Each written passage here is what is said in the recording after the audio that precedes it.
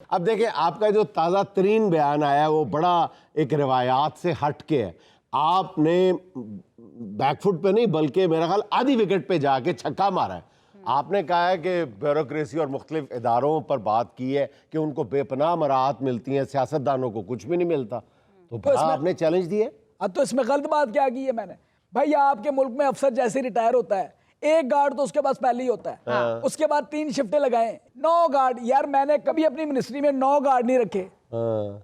और भाई जब मैं मिनिस्टर था तब मैंने 9 बंदों का इस्तेमाल नहीं किया। मैंने कौन सा जो है एटीएम से 2.5 लाख रुपए लेके लिए जाना था निकाल के मुझे 9 गार्ड की जरूरत है। एवं यार ये जैसे रिटायर होते हैं इनको मुराद मिलती है, जिनका बनता है हक उन्हें देना चाहिए। अच्छा खालिद साहब, अब तो वैसे भी आपको सिक्योरिटी की जरूरत ही नहीं है मेरा ख्याल, ऐसी आपकी कोई आजकल मसरूफियात भी ज्यादा नहीं है। देखें जुनैद सलीम साहब, आपने मेरी दुखती रग को पकड़ लिया। मैं वो वाई शख्स हूं जिसने इख्तियार के बाद भी अच्छा नाल बैठे बैठे रेडी भी कट लेंदे ने ए चितरी वाला कह ले ये मैं देखे मेरी बात को, ये होती है मिस इंटरप्रिटेशन।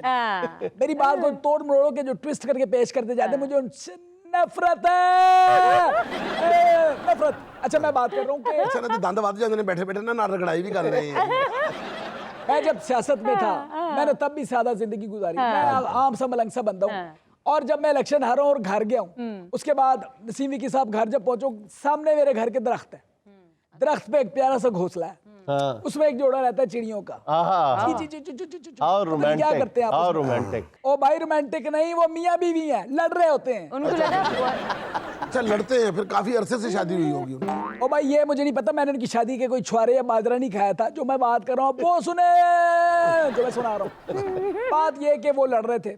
अच्छा उन्होंने दिए हुए थे बच्चे जो अंडों के अंदर थे। क्या बात देखो, ऐसा बड़ी नई बात बताई आपने कि बच्चे अंडों के अंदर थे। अंडों के अंदर थे। हाँ। देखिए विकी साहब, चिड़िया बनने वाली थी माँ। अच्छा जी। उसके नीचे थे 6 अंडे। 6 अंडों के अंदर बच्चे थे। अब पता नहीं थे या बनने थे, वो बैठेगी जो भी है।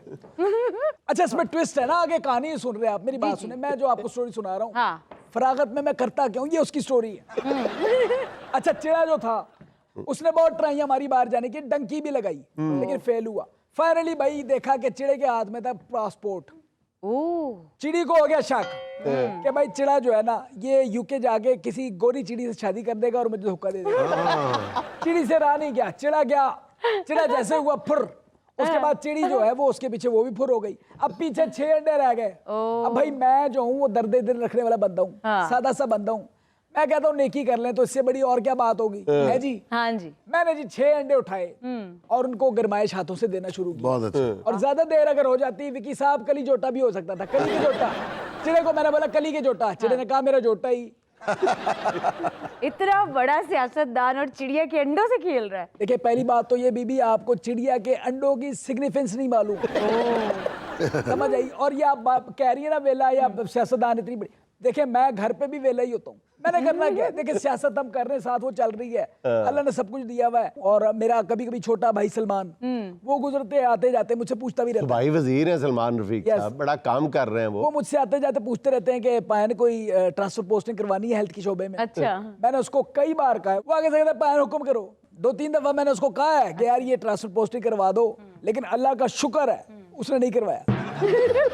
क्योंकि मेरिट मरती है। और तंग आके जुनैद सलीम साहब, मैंने उसको बोला चल यार हेल्थ की मिनिस्ट्री का तू मामला देखता है तो एक खांसी वाले शरबत ही दे दे। कहता है पहले पर्ची बनवाओ।